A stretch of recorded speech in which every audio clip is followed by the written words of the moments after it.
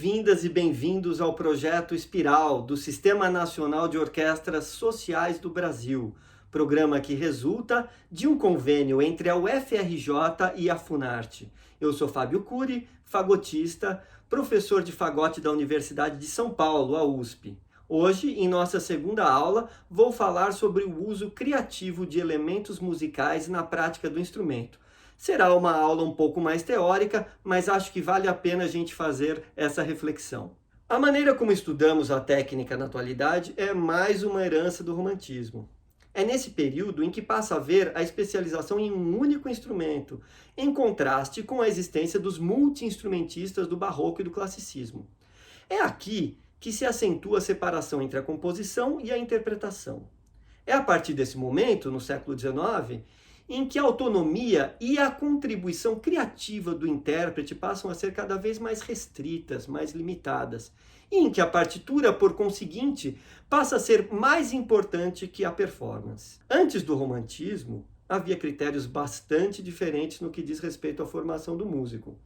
Em seu emblemático Tratado sobre a Performance da Flauta, de 1752, Johann Joachim Quantz foi bem enfático sobre a necessidade de os instrumentistas desenvolverem características de compositor, que ele descreve como, e aqui eu abro aspas, ter um espírito animado e ardente, unido a uma alma capaz de sentimentos ternos, uma boa mistura, sem muita melancolia.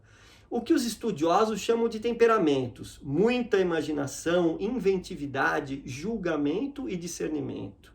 Uma boa memória, um ouvido bom e delicado, um olhar afiado e rápido, e uma mente receptiva que absorve tudo rápida e facilmente. Mas, a despeito dessa visão de Quantz, de um intérprete inventivo e de muita imaginação, no século XIX vivemos uma grande transformação. É nesse momento que surgem os conservatórios modernos que, como o próprio nome revela, passam a defender uma ideologia de conservar a tradição e preservar as instruções dos grandes mestres. A partir do romantismo, passa-se a exigir do intérprete grande acuidade técnica e pouca criatividade, com os conceitos de Werktreue, que é a fidelidade à obra, e intérprete transparente. A formação do músico passa a apresentar uma faceta tecnicista que espelha essa ideologia. No início do século XX, existem relatos muito contundentes de Schoenberg e Stravinsky defendendo essa ideia do intérprete transparente, cerceado de qualquer traço de subjetividade que simplesmente se atém da forma mais literal e fidedigna possível à partitura. Schoenberg, por exemplo, dizia que o intérprete não deve oferecer nada de pessoal na performance, pois, ao fazer isso, ele estará retirando algo do conteúdo da obra de responsabilidade única do compositor. Há um grande problema nessa ideologia. Partitura não é música. Por mais detalhada que a notação possa ser, ela nunca conseguirá definir todos os parâmetros de uma performance. A música é transiente, só existe na performance. É muito importante que nós, enquanto intérpretes, enfatizemos isso. Em situações normais, ninguém vai preferir ler uma partitura a ouvir música. Isso quando a partitura existe, já que, afastando-se um pouco do universo da música clássica, inúmeros são os exemplos de música não notada, simplesmente improvisada. É preciso recuperar essa essência da música e da atividade do intérprete. Como diz Christopher Small, a performance não existe para apresentar obras musicais, mas, ao contrário, há obras musicais para dar material à performance. Mais recentemente, alguns estudos têm resgatado a importância da criatividade na performance. Na verdade, essa ideologia dos séculos XIX e XX, de executante transparente, apesar de ter se difundido e perdurado muito, sempre foi meio falaciosa. Afinal, a interpretação implica a apropriação da obra. Mesmo com a intenção deliberada de ser nada subjetivo e muito fiel à partitura, o intérprete inevitavelmente colocará algo pessoal na interpretação da obra. Ter consciência disso, que é um fato, é um passo muito significativo para que a performance possa ser encarada sob uma perspectiva mais realista. Hoje, As gravações constituem uma evidência muito concreta da trajetória da performance e são elucidativas de muitas das crenças e dogmas dessa área musical. Daniel Leach Wilkinson, analisando registros desses mais de 100 anos de gravações, chegou a conclusões muito relevantes. Há, entre essas constatações, uma que nos interessa especialmente para essa videoaula. As mudanças de estilo na interpretação são bastante evidentes depois que se passa um longo período. Por outro lado, essas transformações se dão, normalmente, de maneira paulatina, talvez pela própria característica do ambiente conservador da música clássica. Os intérpretes tiveram, então, no século XX, de manter um compromisso. Para ter sucesso, ou seja, conseguir uma vaga em uma orquestra, um emprego de professor em um conservatório ou em uma universidade, ou mesmo para obter reconhecimento enquanto solista, o músico deveria manter uma série de tradições amplamente aceitas em seu tempo, ou seja, estar de acordo com o gosto contemporâneo. Se ele fosse muito ousado e rompesse bruscamente com tradições, não conseguiria se estabelecer profissionalmente e, em consequência disso, não influenciaria intérpretes de uma geração subsequente.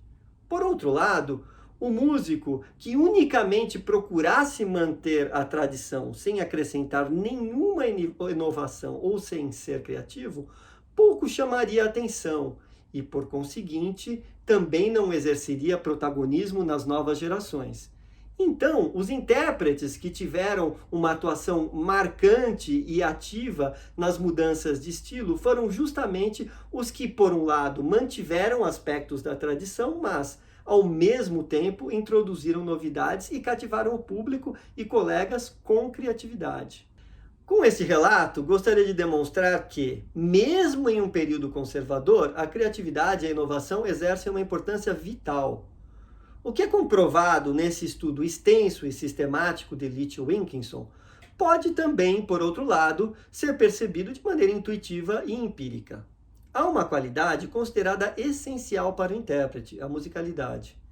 Sem entrar, por ora, em questões semânticas, podemos simplesmente perceber a musicalidade como a qualidade do músico cativante, carismático, que toca o ouvinte e prende sua atenção.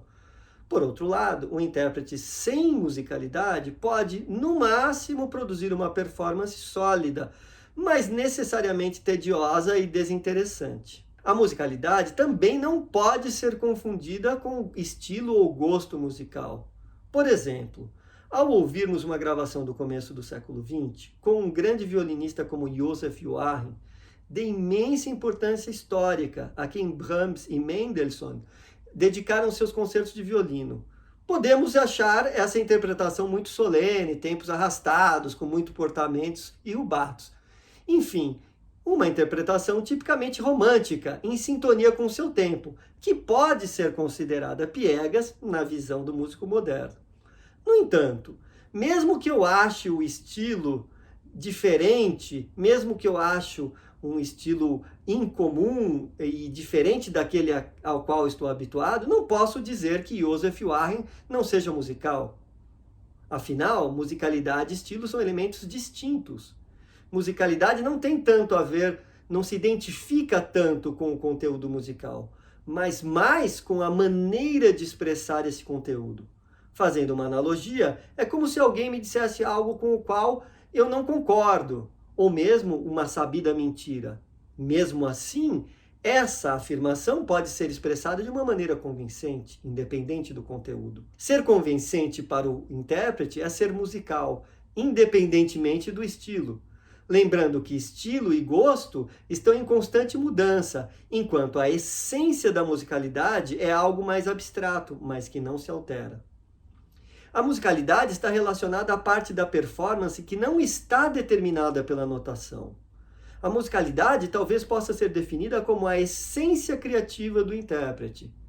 E isso nos leva ao ponto central dessa aula. É possível ensinar o estudante do instrumento a ser mais criativo e musical? Como podemos fazer isso? Em meu tempo de estudante, elementos como musicalidade, criatividade, talento ou dom eram vistos como qualidades inatas. Hoje, há uma visão diferente e muito mais aprofundada do assunto. Além da genética, há fatores socioeconômicos, educacionais, familiares ou circunstanciais, entre outros, que são levados em consideração ao se tratar do tema. Vivemos um momento de transição em que enxergamos o esgotamento e o anacronismo dessas formas de ensino românticas, demasiadamente tecnicistas e repetitivas. Por outro lado, não consolidamos ainda uma forma de ensino mais moderna, em que a criatividade e a improvisação exerçam um papel mais importante. Há uma distinção muito rígida entre o estudo da técnica e o estudo do repertório. Técnica é a parte chata, baseada em infinitas repetições dos mesmos exercícios. É o estudo de métodos tradicionais. É considerada o remédio amargo, mas eficiente. É o sacrifício que deve ser feito para que o prazer da música possa ser desfrutado. Porém, uma separação assim rígida entre técnica e repertório é realmente útil? Existe realmente uma parte da técnica baseada em repetições da qual não se pode escapar. A música clássica estabeleceu um patamar de perfeição e acuidade que terá de ser minimamente atingido por qualquer músico profissional. Não se pode fugir disso, infelizmente. Há também uma resistência muscular e uma automação de movimentos que deve ser construída em muitas e muitas horas de estudo. Contudo, de forma geral, o estudo da técnica deve estar sempre inserido em um contexto musical. Essa prática tem que incluir fraseio, dinâmica e ritmo. O estudo deve sempre simular as situações que se apresentam no repertório. Da mesma forma, pode-se estudar a técnica a partir das dificuldades que uma peça específica apresenta. Por exemplo, agilidade nas regiões extremas do instrumento, estacatos rápidos, contrastes dinâmicos muito exacerbados, grandes saltos ligados e assim por diante. Deve haver um grau mínimo de improvisação no estudo técnico. Em vez de estudar lendo, em métodos ou exercícios notados, o intérprete pode estudar, por exemplo, Sol maior, simplesmente. E dentro de Sol maior, há uma infinidade de exercícios que podem ser improvisados. Se o estudo não está restrito a fórmulas pré-estabelecidas, ele pode também ser usado em benefício das dificuldades peculiares de cada aluno e de cada momento. Mas, mais importante do que isso, além da habilidade motora e da resistência, esta prática está ajudando a desenvolver a criatividade e a improvisação. Podemos praticar com diferentes modelos improvisados exercícios com arpejos maiores, menores, diminutos, escalas pentatônicas, modais ou de tons inteiros e assim por diante. Os exercícios técnicos podem ser feitos sem a necessidade de um método ou de um exercício escrito. Afinal, a música não precisa da partitura para acontecer. Estudar desta forma nos faz também compreender a lógica da música. É muito salutar, portanto, estudar pensando em transposições, fazendo exercícios que transitem em várias tonalidades diferentes. Da mesma forma, é importante praticar a habilidade de tirar uma determinada obra, de perceber a música de maneira aural.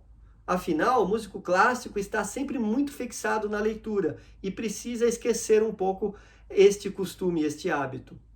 Por outro lado, quando se estuda um método escrito, tradicional, deve-se entender também a lógica da música. No Milde, por exemplo, é importante reconhecer o caminho harmônico e a natureza dos acordes. De acordo com isso, pode-se, com fantasia e inventividade, inserir dinâmicas e fraseios que vão conferir uma dimensão mais aprofundada a esse estudo. No Giampieri, por exemplo, é fácil enxergar a lógica harmônica dos acordes, que passam por todas as tonalidades em ciclos de quinta. É o tipo de estudo que pode ser tocado sem partitura se compreendemos a lógica harmônica. Um estudo técnico que siga estes preceitos pode ser um caminho para desenvolver a criatividade e a musicalidade. Encerro esta videoaula, que acabou sendo mais teórica, com duas recomendações de livros. A primeira é mais acadêmica, o livro Musicians in the Making, Pathways to Creative Performance, um compêndio atual de 2017, editado por John Rink, Helena Gaunt e Aaron Williamon, da Oxford University Press. O segundo, mais prático, é o método do meu colega da USP, Toninho Carrasqueira, flautista, intitulado Divertimentos Descobertas, Estudos Criativos para o Desenvolvimento Musical, também de 2017, e editado pela EDUSP, a editora da USP. Enfim, chegamos ao final da nossa aula. Eu me despeço, deixando um grande abraço a todos vocês e esperando contar com a atenção de vocês novamente na nossa próxima aula do Projeto Espiral.